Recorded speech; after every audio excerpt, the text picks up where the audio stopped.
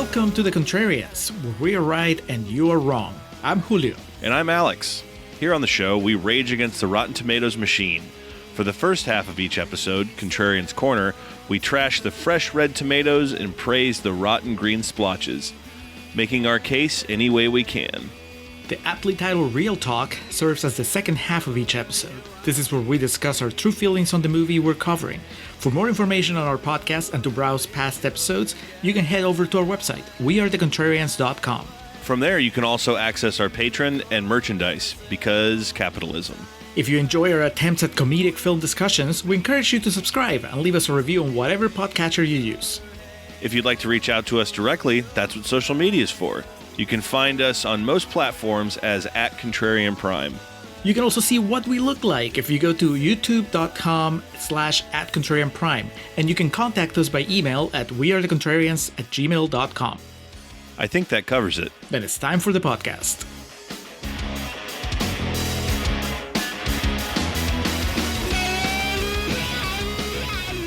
And we are recording for Contrarians Corner for Joker FOLIE A DEUX?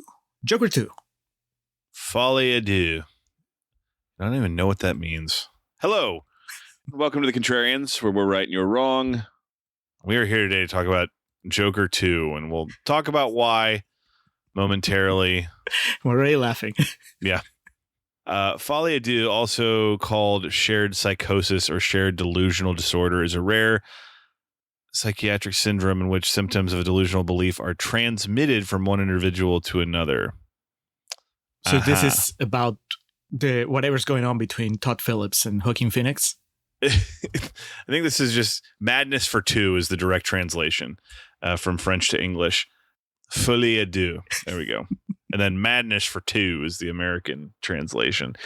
But anyway, I think this is more of just the madness that Todd Phillips has with Warner Brothers, as something I'm sure we'll circle back to. He didn't want to make a sequel, and they were like, well, okay, well, we're going to. So you can get on board, or, we'll find someone else to do it. Man, but anyway, that's the Rob Zombie special. It is. That's also, I'm trying to remember how they stronghorned Deborah Hill and John Carpenter to Halloween 2. I know we've talked about that before. I'm just blanking on it because I watched this movie today, and the vibrant songs and visuals have just overtaken my psyche. Can't think of anything else. Joker 2, the 2024. I didn't realize it was only a year ago that this movie came out. A bit of a box office disaster and a critical failure as well. So in the first part here, we're going to do our best to make it sound positive, and it does have its fans. Don't get me wrong. I'm sure we'll talk about all of this in the second half when we get into more of the facts. But Julio, why are we talking about Joker 2 today? Joker 2, it's funny. It's obviously a patron pick, because Alex would never put this on the schedule on his own, and I honestly I would consider we have better things to do as well. But the patron said, hey, let's do it. And it's funny because we just saw that patron in person over the weekend, and when I said, yeah, our next recording is Joker 2, he was like, why? And I said, because you put it on the list. Our friend Eddie Strait. His reaction, I was like, Julio, you motherfucker, if you lied to me about this. Did not lie. I was wrong about one thing, because I told him that was the top of his list, because him and Jordan just sent me a whole bunch of rotten movies, and I could swear that Joker was at the top of his list, but there's a different movie that was at the top of his list. I guess Joker just kind of like jumped up at me as I'm like, there's no way that Alex will go for this. And honestly, Alex, I've been waiting, because that's been on the spreadsheet for weeks. And I was like, at some point, Alex is going to notice that it's there. And going to be like, hey, what's this? Pretty much what happened. Yeah, it's too late by then. We were committed. Yeah. But yeah, Eddie Strait, which I don't know. I didn't look up on Letterboxd if he had a rating for Joker 2, but he said something that was very, very concise this past weekend, and I think that I'll just quote him in Real Talk when we get to that. But right now, I mean, like you said, 31%. This is, I don't remember if the first Joker, what its Rotten Tomatoes score was, but I know it was better than this, and I know it made more money for sure. Hence, the existence of Joker 2. He got nominated for Best Picture. Joaquin won an Oscar. He did. 68% is the Rotten Tomatoes score. Okay. It might have been one of those that's gone lower as time has gone by. And it made substantially more money than this one. We never talked about Joker, like the OG Joker, in an episode. But do you remember, Alex, when we had our most extensive discussion about it? I don't believe so. I think it's how we opened the Prometheus commentary. It was a commentary. And it was just the two of us. So I think it was Prometheus. We're like, it takes a while for this to get going. So let's go. Or maybe it was the end credits. But it was like, this is our chance to just trash Joker. And you just unloaded. And we're like, all right, you're welcome, Prometheus fans. You get a little bonus content here. But in case you didn't listen to that, just a quick setup, Alex. Original Joker, we were both not huge fans, to say the least. But did you hate it? Yes. Okay. Okay. And Joaquin is one of my favorite actors, like, of all time. I know that's can be kind of a ever-changing list, but pretty much since like Gladiator and how happy I was when he got killed in that movie, and that takes a strong performance to want that to happen. Yeah. Either that or you have to be Wendy Kaplan, Tina in Halloween 5. And that obviously hasn't changed. Big fans of The Master, you and I, and Walk the Line. Big fan of that. Signs, he's great. We talk about that in our Signs episode. It's kind of funny because like Joker now is going to be the thing that probably he's known for because it's what won him an Oscar. And he's done a bunch of other stuff that I will never sit down to watch, like that Ari Aster movie that's like 4 hours long. I'm never going to watch Napoleon. But like her and I'm just trying to think of other stuff that we've talked about and how just he's so real. The Village. That's what I was like. I could see it in my head. And of course, you will not meet many bigger fans of I'm Still Here than me. So big Joaquin fan. I found the Joker to be a sad. Joker is why Trump won. Like Joker is a sad indication of like why. It's not even sad. Where we're at as a society is sad. That is a reminder of it, and just how the buffoonery of the writing in that movie and the self-importance that it came with. Okay, well, it's a good thing because then you must love this movie and how it just completely deflates everything that the first Joker propped up. This at least takes an interesting direction that we'll get into pretty quickly into our discussion. But I am not a fan of Joker, and I have some friends that are very high on it. I do believe the Filmbusters were high on that movie. And, I respect their opinions. And Julio, you like it more than I do, and that's fine. But that even seems to be an overstatement. Because there's a lot of people that have started a discussion with me about how great Joker is, and I realized quickly into it, I was like, oh, we have nothing in common, so I'm just going to like stop this now. I was trying to remember that. See, I knew that there was like negative feelings on your end more than on mine, and I was trying to remember if it was the movie, specifically the movie, or just the cultural phenomenon around the movie, because that was more of my problem. I think that if I'd watched Joker in a bubble, then I would have been like, all right. But Joker became this thing. And even before the Oscar nominations, it was just like, I don't know. I just felt like it was a movie that was being praised for a lot of stuff that wasn't really there. Like I felt that there was a lot of projection coming from the audiences, which is obviously a fair way of enjoying a movie. But it's kind of weird when the entire world is in on it and you're not. It's a movie that had nothing to say that a lot of people pretended it had everything to say. Right. Or I was like, yeah, but so many other movies have said it too. So do you also love those movies? What's the deal? We have to say it because it was our like leading off point in our discussion. I've seen The King of Comedy. Yes, we have a whole episode on Patreon about it. And we both loved it. And I can see how somebody would completely miss the point and go, so how can you love The King of Comedy and not love Joker? You like Taxi Driver?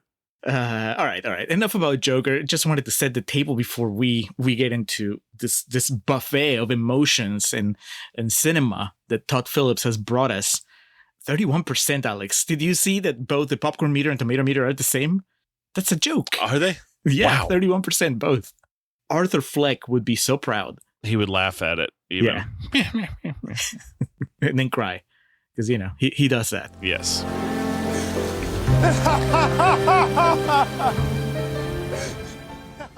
I got some rotten quotes. Let's get into it so we can move on to Contrarians Corner.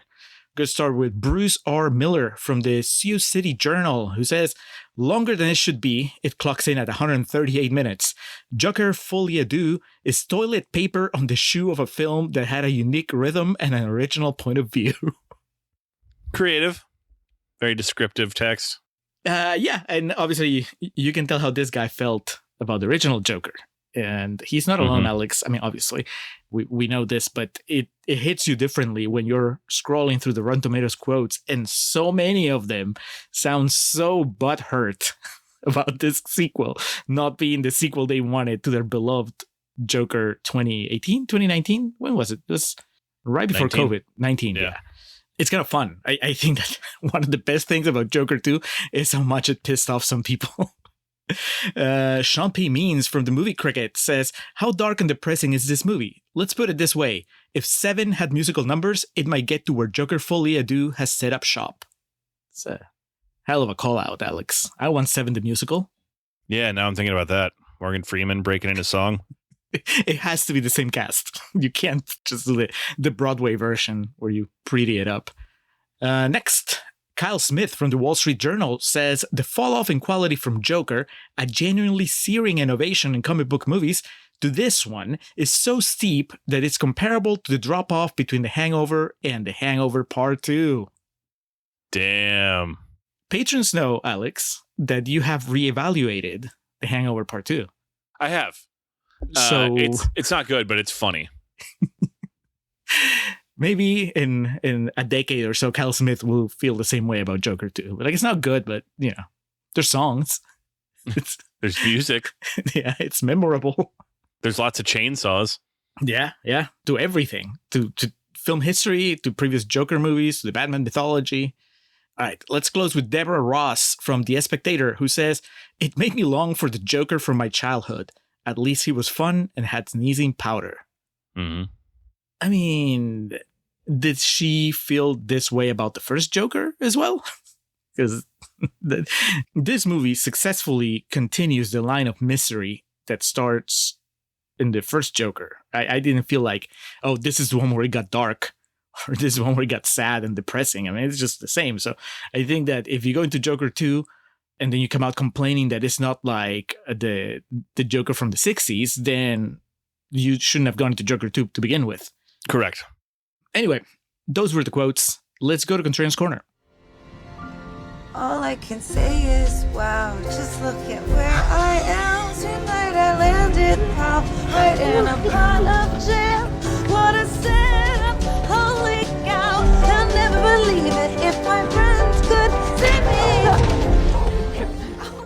FOLIE A DEUX, Joker, released on October 4th of 2024, so just a little over a year ago.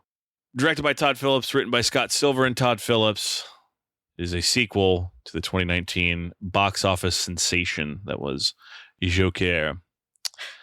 This movie begins with an animated short film entitled Me and My Shadow, in which the Joker is impersonated by his shadow, who acts violently and takes his place to perform a musical number for a TV show, then merges back to the Joker before 3 police officers arrive and attack him. So this starts with the old Warner Brothers cartoon opening theme. The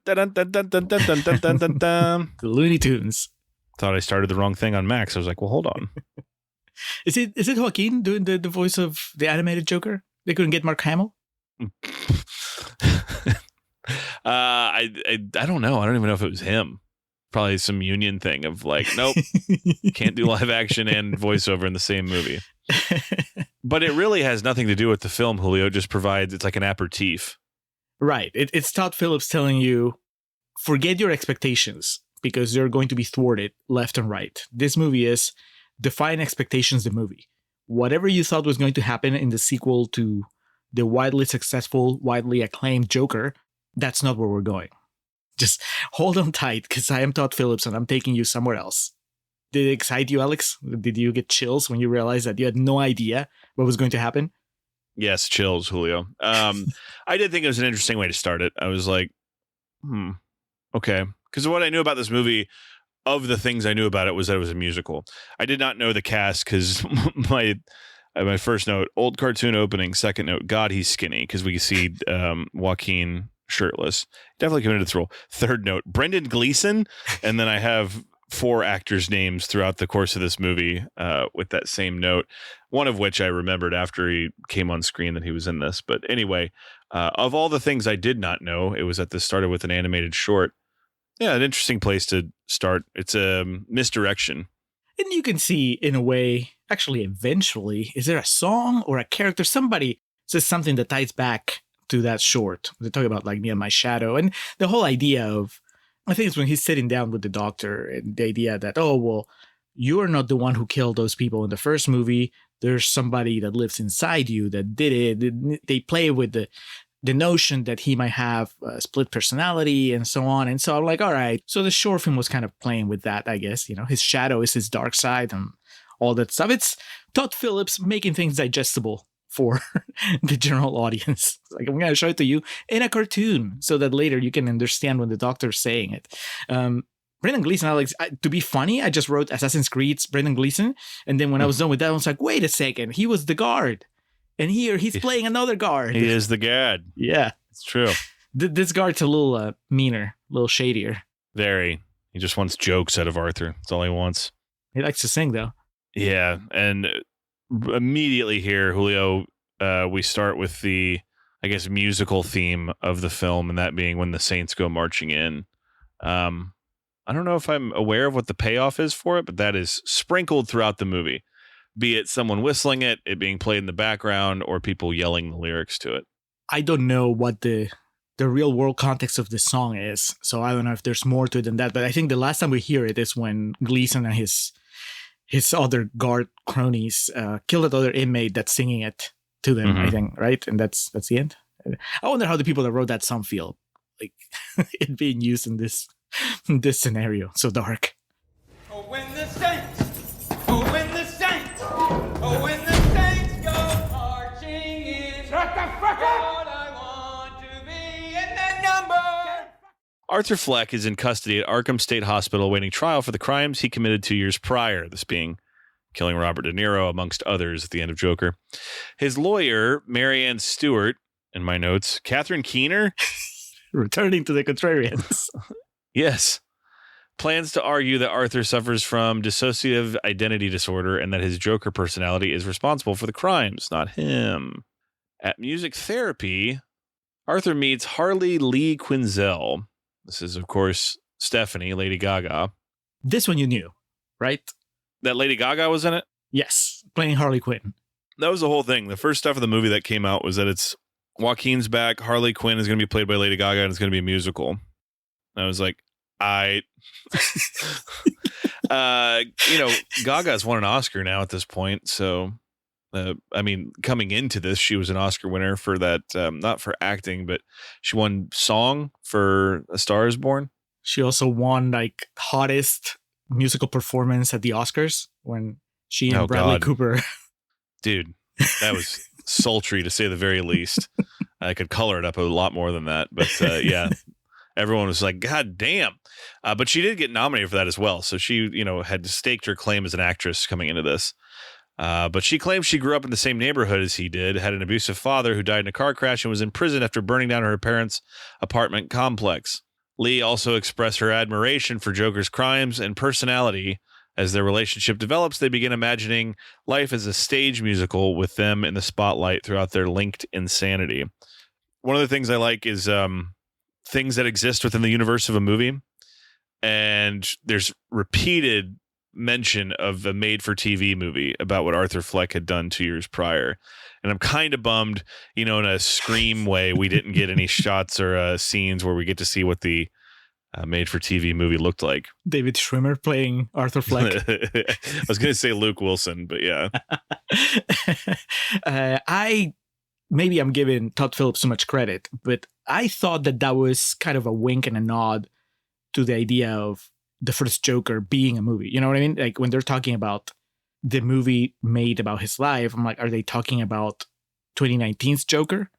I like that idea, so I just stuck with it. So in my mind, whenever they mention the TV movie, they're talking about the movie directed by Todd Phillips, starring Joaquin Phoenix. Mm-hmm. And then at some point, it's divisive. Some people say it sucks. Some people say it's really good. So, it mirrors the real world. I'm sorry they didn't mention that the main actor won an Oscar, because that would have been the best. And he gave this really just confusing off the rails acceptance speech too. Clearly did not expect to win. Yeah, so we get a recap of the ending. We get the meet cute with the two. Catherine Keener is his lawyer. It's pretty just tame so far, but then the music kicks in. That's Life has already been injected into the story. The closing song, of course, from the first Joker. They're hitting it off. They both have a perverse sense of humor, and they are interested in each other's stories. And Arthur is taken by the fact that a woman is offering him this kind of attention. Julio, what do you make of Joaquin and Gaga's chemistry? I think it's good. I mean, it's not romantic, but I don't think that it's meant to be romantic, right? This is supposed to be a delusional, one-sided romance. I think that she's playing the part of the obsessed fan, and you're never sure if that's true or if it's a put on. If she's just trying to manipulate him into doing something else for her. And he just likes the attention, the positive attention he hasn't been getting from anybody else. What really struck me as ingenious from Todd Phillips is just flipping the dynamic that we know exists between the classic characters of the Joker and Harley Quinn, because it's usually the other way around, right? The Joker is the one that manipulates Harley, and Harley is the one that is just smitten and doesn't seem to see past any of the things that he's doing, all his tricks and his lies. And here's the other way around. As the movie goes on, it becomes clear that there's more to the Lee character. Whenever a new revelation comes about her, it doesn't surprise us, but it makes sense that it would surprise Arthur, because he doesn't see it, And my question to you, Alex, is, wasn't it refreshing to see this portrayal of Harley Quinn after seeing the kind of bimbo, dumb Harley Quinn from the animated series, more recently from the live action movies where Margot Robbie, she's great, she's full of energy, but she's also kind of an airhead. And here you have this very devious Harley Quinn that is pulling the strings and has a plan that kind of pays off at the end and so on. Like, I prefer this. I like this mature R-rated Harley Quinn. It's certainly different, which is something to give credit for. And jumping ahead a little bit to a little bit of spoilers, we find out this is all a lie, and she's actually smart. She committed herself to the institution, and she's playing Arthur because she thinks he can help spearhead a revolution or a movement of danger, I guess you would say. He's Joker. He's not the Joker. Did you notice that they call him just Joker? They just dropped the. He's just Joker. I wonder if that'll play off at any other point in the movie, that he's just Joker, not the Joker. Not the Joker. Yeah. Todd Phillips playing 4D chess. So Harvey Dent, district attorney, obviously. You know him. You love him. It's not Aaron Eckhart. No. But this dude is just as hot, but younger. What is his name? Harvey Dent. Harry Lottie? Do you know this fellow from anything else? No. I thought that maybe he was a name and I just had been disconnected from whatever circles he'd been appearing in. But no, I looked through his filmography and nothing that I'd even heard of. I'm guessing you were also unfamiliar. You were just like, who is this young, very attractive Harvey Dent? Same. Wasn't familiar with him, but he's seeking the death penalty. That's a big part of the story here. So from here, film screening they have at the institution. Harley Quinn, Lee starts a fire. She and Arthur are caught trying to escape. This is another musical number. And then Arthur's placed in the hole, goes into solitary confinement. Lee visits him to say she's being released to prevent him from influencing her, but promises to attend his trial. It's very easy to get into solitary confinement. She just wakes him up and is like, hey. And he's like, what are you doing here? And she's like, one of the guards let me in. So, I mean, we've met those guards. I believe it. Arkham really living up to all the issues Batman had with it, you know? I was more like, I scratched my head when she goes, they're letting me go because you're a bad influence. I'm like, that's not how it works. They would transfer you to another area, maybe, but I would buy that with the American medical system, though. Like, you mean we can just discharge one of these unfit people on the streets and it'll save us some money? What was the Tom Hardy movie that we did on Patreon where he's just this very dangerous, violent Bronson? criminal? Yes. And isn't there a part actually that is based on real life where they let him go because it was too expensive to keep him in prison? So it's not just America, Alex.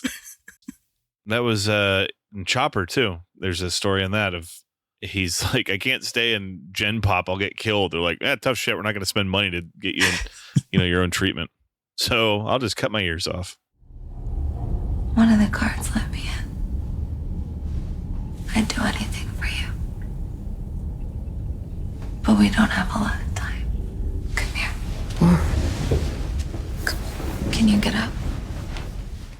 Well, in this case, though, joke was on me because eventually Todd Phillips reveals, as you said earlier, right, that there's more to Harley. She's actually, for one, she's rich. She didn't grow up in wherever Arthur grew up, and she had checked in voluntarily into Arkham, this institution, so she can check out voluntarily whenever.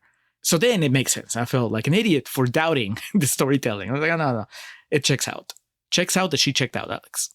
They have sex before. Oh, sorry. Go ahead. I was about to go there. I was like, would you say that we already have a front runner for the Ruffalo? Easily. Because I had to pick a movie that didn't even have like a full on sex scene in it for the Ruffalo for this past year, just because of how like tawdry it was. And this isn't, anywhere near the display of vulgarity that the Ruffalo is based upon. But I will remember this a year from now. This is burned into my brain. And as hard as I will try to forget it, just Joaquin's little pumps and then, I'm not going to be able to get rid of that. Man, he's done real quick. And I mean, no shame in that. When was the last time he got laid? If ever. This might have been his first time. I mean, based on what we saw in the first movie, because I don't know if you remember, but his girlfriend in the first movie turns out to have been imaginary, or rather the relationship was imaginary. So it's one of the only good things that happens in that movie is like, oh, well, that's interesting. The Shyamalan gets directed, gets written sequence where he realizes she doesn't know him. But my thought was, dude, that's in the opening of The Master when he's jerking off on the beach. I'm like, he lasted longer there. Here in the cell, he's done real quick. And then I appreciate that this movie knows it's rated R, and so it just goes places that your average DC movie won't go.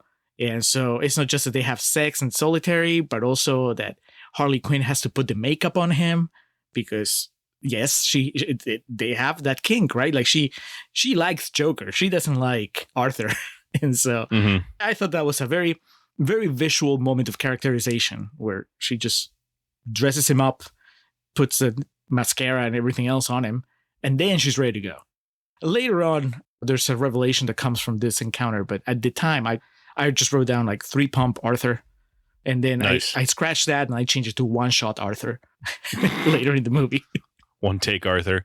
Yeah, she has to get him all dolled up before she'll touch him, which is, I mean, that might have been a warning sign there, but again, I understand Arthur's been on a bit of a dry spell, so get Alex, if you're in solitary and a woman comes in and is like, can I put makeup on you before we do anything?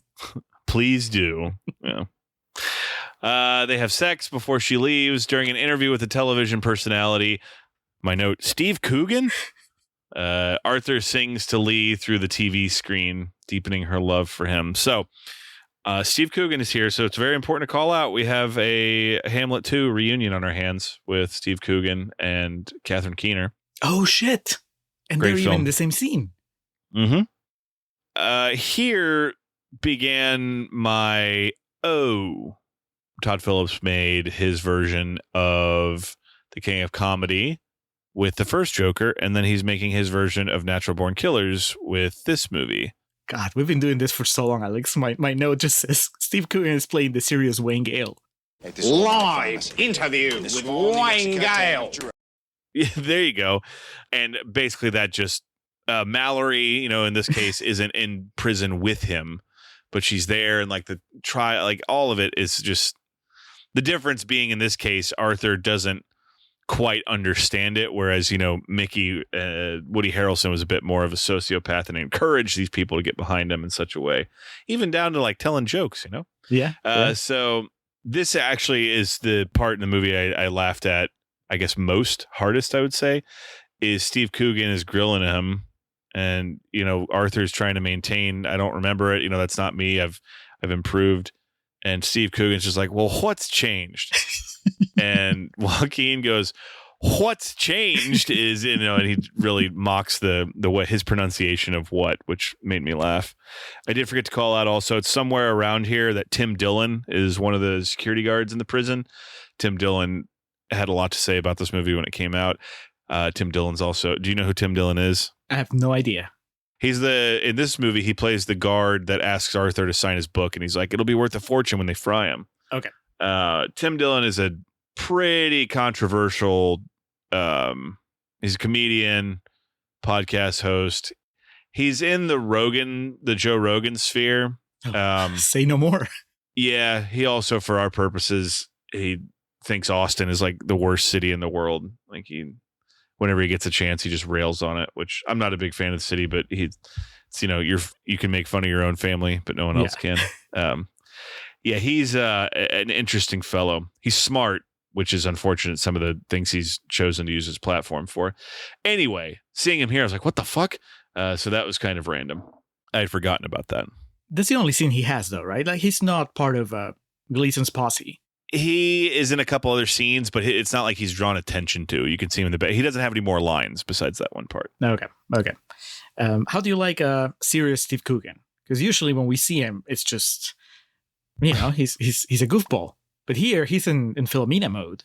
Yeah, okay. I was about to say, Julio, have you ever heard of Philomena? I mean, he's done a fair share of stuff that you would qualify as serious. And he has, like, some true Oscar scenes in Hamlet too. So I am familiar. Here, though, he's trying to do his, like, domineering American thing, and it's pretty funny. Yeah. I think it's time, because he's had a handful of musical numbers by now. So let's talk about Joaquin Phoenix's approach to singing, because I found it very relatable. This movie, in general, I think its approach to the musical side of it, even in the more glamorous numbers, it's not Broadway bullshit, right? It's not super glitzy, and it's not people belting. It feels a lot more like regular people singing. You can tell, like, Lady Gaga is certainly turning it down so she can be on the same level as Joaquin Phoenix, who really sounds like a dude that's been drinking and just singing karaoke now. Gaga gets her moment in the sun at the end where she does her rendition of That's Life. But Yes. I actually read, interestingly enough, this wasn't anything I had knowledge of. A lot of the criticism was lobbed at them not using her vocally to her full potential for this whole movie. And I was like, do you know how bad that would sound if Lady Gaga was like singing like real, and then Joaquin's just trying to do his drunk karaoke act?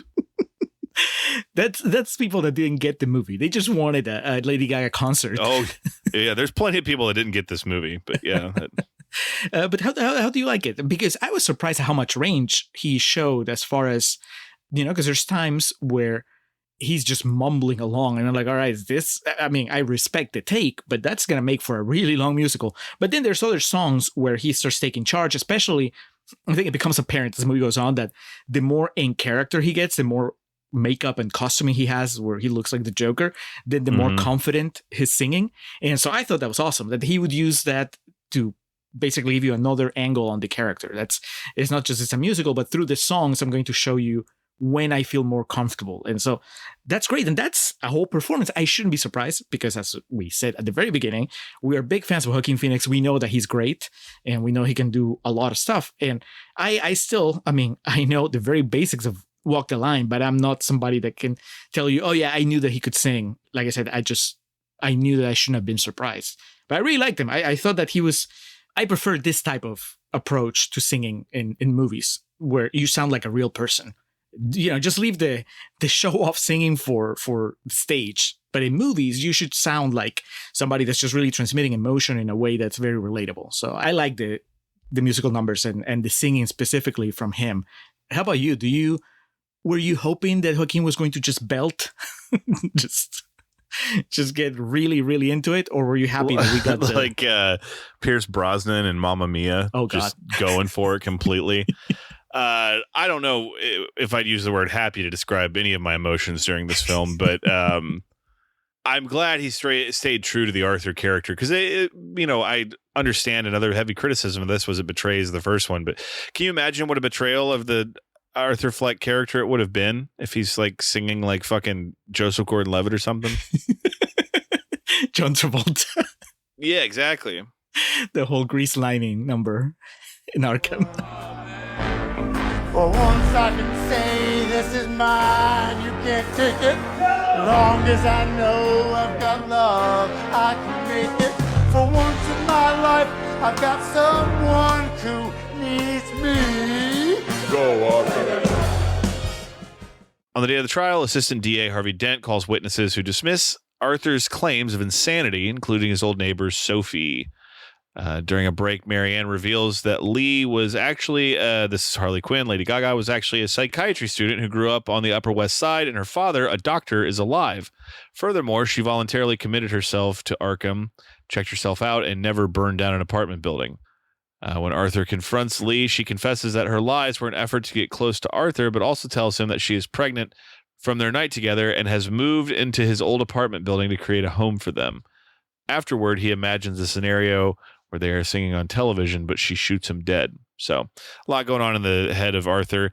One of the questions I have for you, Julio, the judge here, am I supposed to know who this fella is?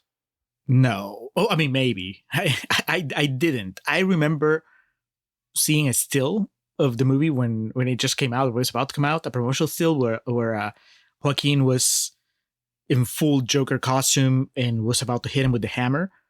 And in that specific photo, I'm like, is that Marty?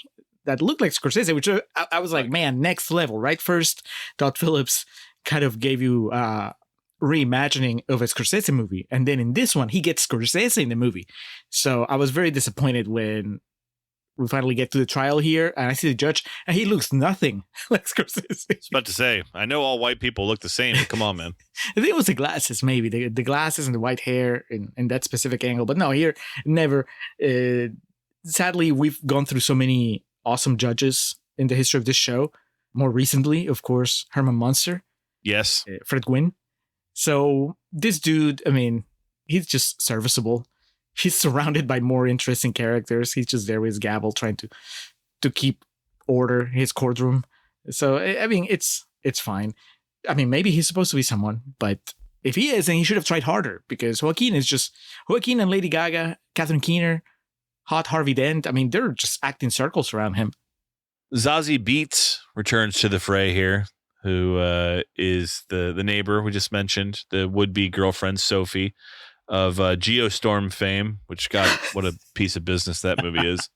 Bullet Train, Alex, if you want to go to Contrarians history. She's one of the assassins in Bullet Train. Oh, well. Can't all be winners. She wasn't Deadpool, though, right? Yeah, she's Domino. That's right. So she wasn't getting paid by the hour here, man. She got in and got out. She did her job and got out of there. But also Gary Puddles, Lee Gill, is one of the people called to the stand. And this fella here, man, early contender for the Embry. Yes. He has like 3 minutes on screen, but brother, he is going for it. He's not only going for it, he does the one thing that nobody else in the movie has done, which is he accurately reflects the original movie to Arthur Fleck. You know what I mean? Like, we've spent a lot of this movie is about recapping the events of the previous movie and seeing it in different lights, right? Oh, was he insane? Was he in full control of his mind, or was it really a crime? How much of it was premeditated and whatever? But it's all very clinical and it's all like a movie, right? But then Gary Puddles takes a stand and it's heartbreaking. I mean, partly, I guess he has to go for it, Alex, in order to break through the artifice of the entire movie. And he actually feels like a person that is suffering from very serious PTSD from the events of the first movie. Like, it's the first time that the events of the first movie feel like an actual crime and something that really hurt people, even though we know that Robert De Niro got shot in the head and, all these other people also died. But Gary Puddle is the first time that you see a victim, I guess, a survivor, speaking of the horrors of the original movie. And you can see in Joaquin's performance that it really hit him hard. I think that eventually leads to his final monologue in the movie. It's great. It's a great scene, and this dude like knocks it out of the park. he told Zazie Beetz, "This is how you do it." Welcome to the fucking show. But yeah, the whole thing is the scene starts so like, is this it? Is this going to be the joke where he keeps like talking about your name's Puddles, but then this guy Lee Gill is like, all right, my time to shine. And Joaquin is putting on a really weird accent. Is he pretending to be someone? Is he imitating someone? Is he doing Kevin Costner in JFK? He's doing Foghorn Leghorn, man. Oh, man. Makes sense. That's why he started with a cartoon. Yeah. Or the Zoidberg's attorney from Futurama. That's right. I'm a polygamist. At the trial the next day, Arthur dismisses Marianne and represents himself. And then the judge just lets him wear the Joker face paint, having found no precedent to say otherwise. But I will not allow my court to become a circus, he said. I don't know, something like that, because this is main justice. After bringing Arthur's former co-worker, Gary Puddles, to the stand, Harvey rests his case. Visibly affected by Gary's testimony, Arthur offers no defense. During his speech, he mocks the Arkham guards and indicates that they abuse him. Upon returning to Arkham, he is taken to the showers by head guard Jackie Sullivan. I believe that is the guard himself, Brendan Gleeson, and 2 guards of retaliation, where he is beaten and brought to his cell pantsless. An inmate in front of Arthur's, named Ricky, verbally confronts the guards, resulting in Jackie garroting him to death. The event visibly devastates Arthur. We don't see it, right? We just hear him get killed. Yeah, but somebody says, "Oh man, I think he's dead" or something. Yeah. I think the first test screening, people didn't get it. So then they brought the actor for ADR, Phillips, just inserted that line so people get that dude's done. I figured something bad was going to happen to that kid because he was following, every time that we were in the prison, he was following Joaquin, like speaking of cartoons, that Looney Tunes where there's like the big dog and the little dog following him. I was like, hey, Chester. that was that kid. So I'm like, of course he's gonna get killed or get hurt. And yeah, those guards are the worst. This is Arkham, again, living up to its reputation as this hellhole that not only can it not keep its inmates in there, but also the ones that stay in there are abused, for no reason. Not that there's ever a reason for abuse, I guess, but yeah. It's just the worst. I thought it was funny in a very dark way because I don't know if you caught it. When Steve Coogan is doing the interview and Joaquin starts singing, and there's just kind of a collection of close-ups of people reacting to the singing, and Brendan Gleeson seems kind of in awe of the singing, and I'm like, that makes sense because they've established that Brendan Gleeson likes to sing, and so I think this is the first time that he witnesses Arthur singing and doing an okay job, at least, right? So we're like, oh, look at that. There's a connection there. And then in the trial, when they're showing the guards watching TV, the trial on TV, and Arthur just starts talking shit about them, the heartbreak on Brendan Gleeson's face. It's like, what? But you're my fellow singer. He felt so betrayed, yeah. Yeah. We were buddies. I gave you a cigarette. So, this was, there was no way that this would lead anywhere else but to Arthur getting the shit beaten out of him, and then his buddy getting killed, and then he's just in shambles. I know that he's a killer and he's kind of annoying with the laugh, but was your heart going out to him by now? Like, he's hitting rock bottom. Sure. You have no fucking idea what it takes to put a little bit of joy into this fucking place. Let me tell you what I used to do about my mother. You can drop the act now. Because there's a pretty funny part in the trial where Sophie's like, I hadn't thought about it in a while, but then I watched that awful made-for-TV movie, and Arthur hasn't seen it before. He's just, Lady Gaga just kept telling him over and over again how great it was.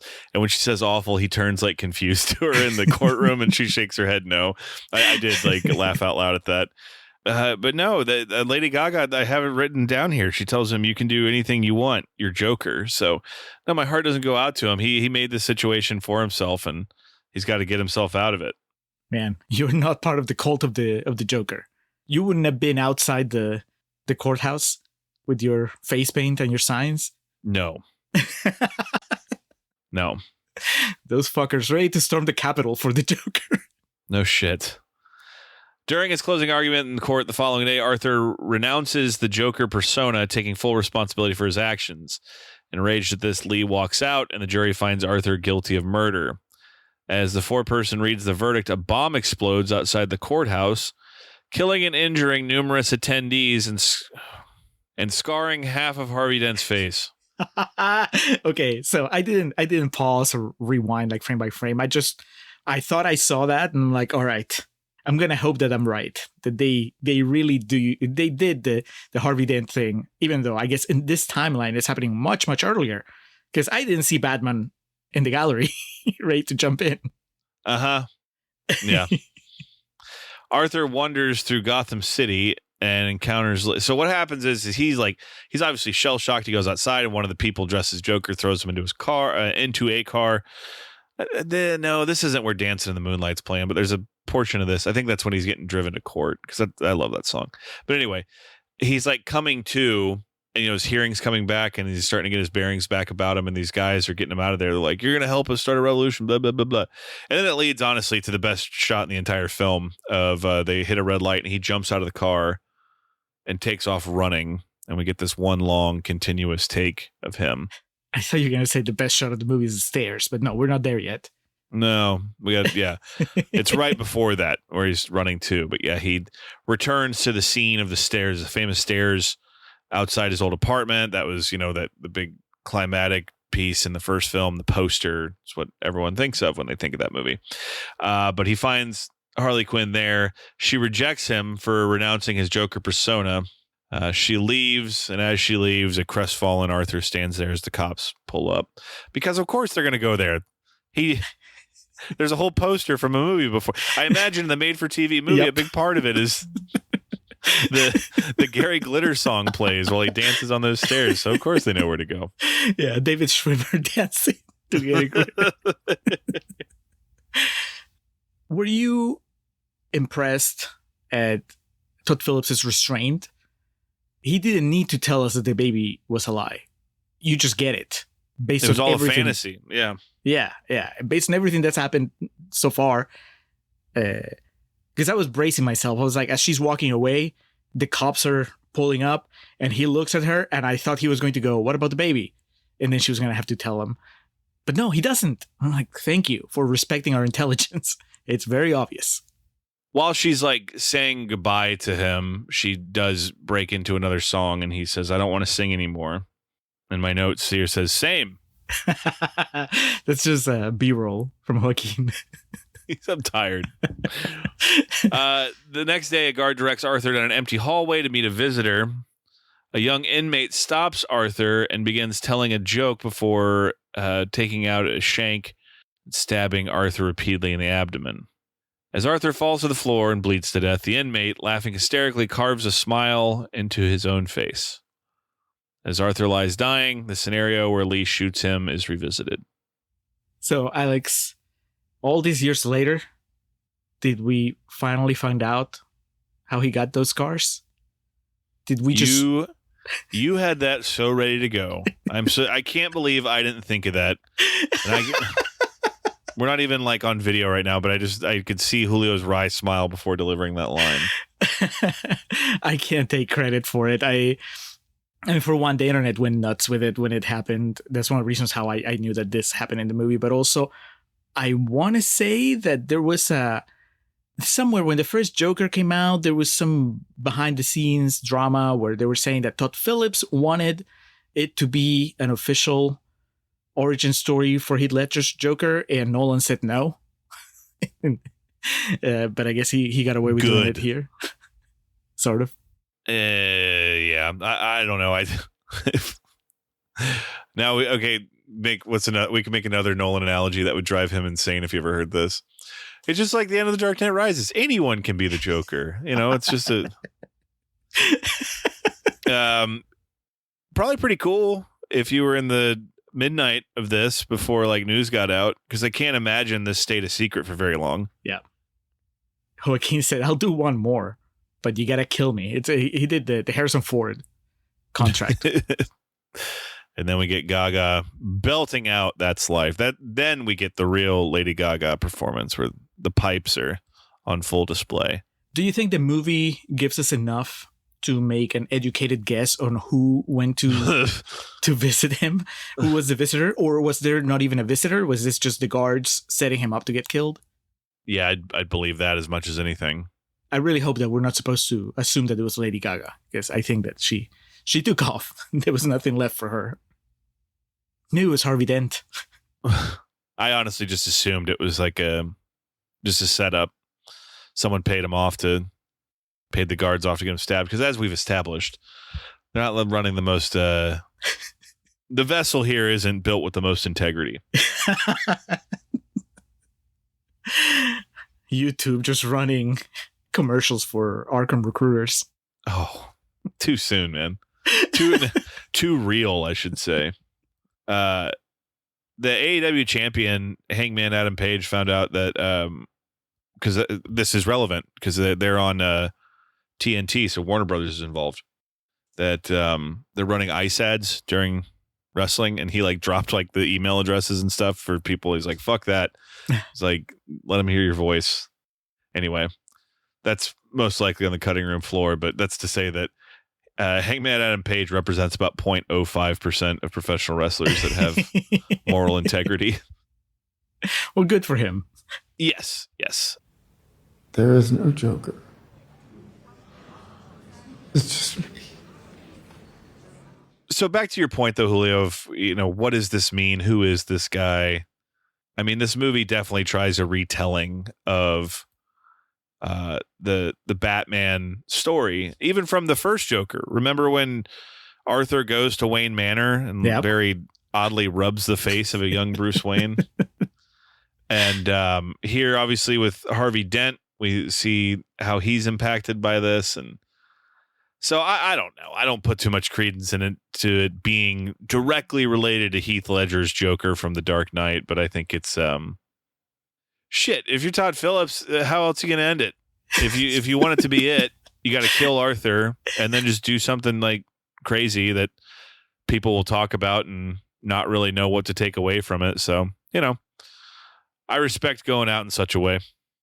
If you're Todd Phillips and you want to give a double middle fingers to everybody that loved Joaquin Phoenix in the first movie, this is how you do it. He wasn't even the Joker.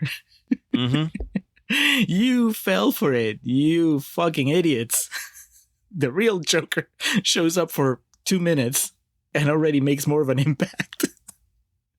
It's not middle fingers. It's Todd Phillips with the loser thing on his forehead. Just looking at everybody that praised 2019's Joker. This is how I feel. Joker made me, and Joker 2 is just gonna bring it all down. How can you not respect that, Alex? Dennis Hopper in Texas Chainsaw 2. It's the devil's playground, and I'm gonna tear it down, or whatever he says, and just starts, sawing everything. Yes, I imagine that's what's going on in Todd Phillips' mind as he reached the end of this screenplay. Or maybe he started there because he knew he didn't want to. Right. And Joaquin was just like, thank God. I can't do this crash diet again, man. But anyway, that was Joker 2. It's a movie. FOLIE A DEUX. Oh. All right. Enough. Let's go to real talk. Has Hancock been dethroned? Oh, God.